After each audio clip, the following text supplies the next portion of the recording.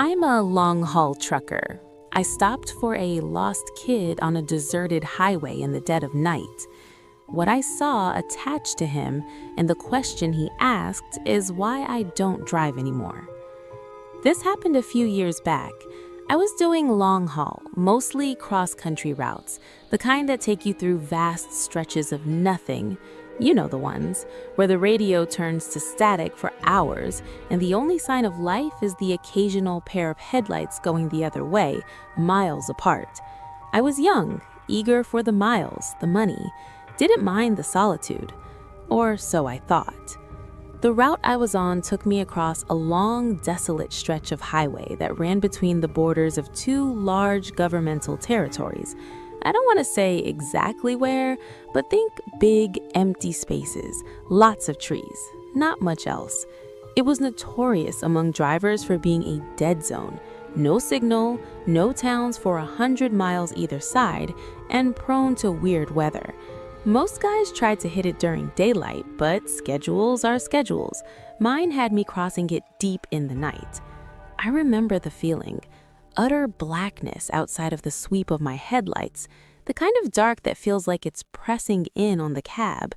The only sounds were the drone of the diesel engine, the hiss of the air brakes now and then, and the rhythmic thrum of the tires on asphalt. Hypnotic. Too hypnotic. I'd been driving for about 10 hours with a short break a few states back. Coffee was wearing off. The dashboard lights were a dull green glow, comforting in a way, but also making the darkness outside seem even more absolute. My eyelids felt like they had lead weights attached. You fight it, you know. Slap your face, roll down the window for a blast of cold air, crank up whatever music you can find that hasn't dissolved into static. I was doing all of that. It must have been around 2 or 3 a.m. I was in that weird state where you're not quite asleep, but not fully awake either, like your brain is running on low power mode.